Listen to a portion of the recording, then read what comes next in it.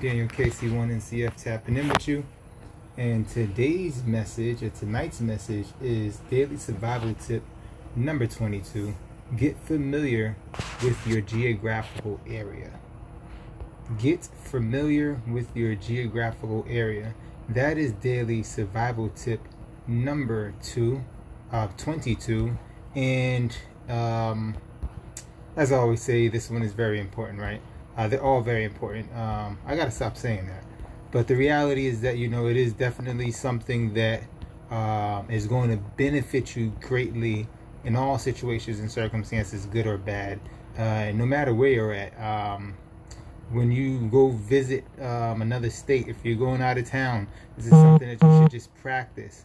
It's a part of what I talked about dealing with situational awareness a few lives back, and making sure that wherever you're at and whatever you're doing, you're aware of your surroundings, you're aware of who's coming in and out, you're aware of demeanors, you're aware of signage and all that kind of thing. But what I'm talking about is more of a general thing, general speaking, meaning that you want to get familiar with your general area and your geographical area, but there's specific things you want to pay attention to, like water sources. Peace. Mine is in the building. Brother Ross is in the building. Brother Race is in the building. Thanks for tapping in. So I'm talking about specifically, right? Get familiar with your geographical area, meaning what rivers, what lakes, what naturally occurring bodies of water are there in your geographical area? Are there any? If so, where are they? Are they fresh water? Are they salt water? I don't expect you to go have a water test on every, water source in your area, but know to some degree whether or not that water is potable, whether or not that water it can be drank. How far is that water from your home? If you had to, because the water stopped running or something happened with, the water in the city, where to go, how far you're gonna have to go, how many gallons or buckets or whatever you have and can carry to get water and bring it back to wherever you're at. But also, I talked about this before in another live, locating stuff like the fruit trees. Where are the different types of edible vegetation in your geographical area? You should be, we got Miss Marissa Black in the building. Thanks, sis, for tapping in.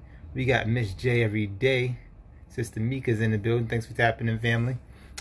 So, what else? So, you want to familiarize yourself with the evacuation route that's been designated for your area, but then you also want to have your own evacuation routes. A main route. You want to have a backup route. You want to have a contingency route. You want to have an emergency route. You want one that's on the road. You want something that's off the road. You want something that is, in the back cuts. You want to be able to get out of your city, get out of your state, get out of your town from various directions, or by various means. So in order to really have that under wraps, you need to do some mapping. Go get an actual map. Get a street map of your geographical area. Get a regional map. Get an atlas. Figure out what is around. Mark those things off on the map. Tour your city. Go down side streets and roads that you've never been down before. If you have some extra time, just drive around and really map it out. And then as you mapping it out, again, take note of different geographical locations and things along your routes, so that if you ever had to bug out, if you ever had to escape, if you ever had to pick up and move, exactly, landmarks. You are already familiar. Okay, if I go this route, I know there's X amount of fruit trees along this route. There's a pond on this route. There's a lake on this route. There's some wood. There's a wooded area that I could dip off into if I was trying to evade somebody. Know how long it would take you to get from point A to point B. Whether or not you could bike it. Could you walk it? Do you need some kind of off-road vehicle or whatever have you? But just in general, you want to get familiar with your geographical location. This is a very important survival tip. You don't want to have to bug out. You don't want to have to make a move because your situation and circumstances change all of a sudden and you're left guessing, turning left to right. well, which way should I go? You should have it in the back of your mind already. Listen, something's going down. This is how I'm going to get to wherever it is I need to go. These are the different options. If I try to go this way and I'm cut off, I'm not scrambling trying to find another way. I already have an alternative route mapped out. Map that out and run the route. You know, this is what you do in advance and motorcade. So advanced team meaning for security details. If you have an advanced team that goes ahead of a principal and the escort team, they'll map out, you know, all the different routes that they're going to take their principal along, and they run the routes. They practice going from point A to point B. They look at what is rush time and what is rush hour in this area. Where are the different hospitals located along this route? Where's the quickest medical facilities? Where's the closest you know, hotels or police stations or fire departments along this route? All this stuff is important when it comes to preparing yourself.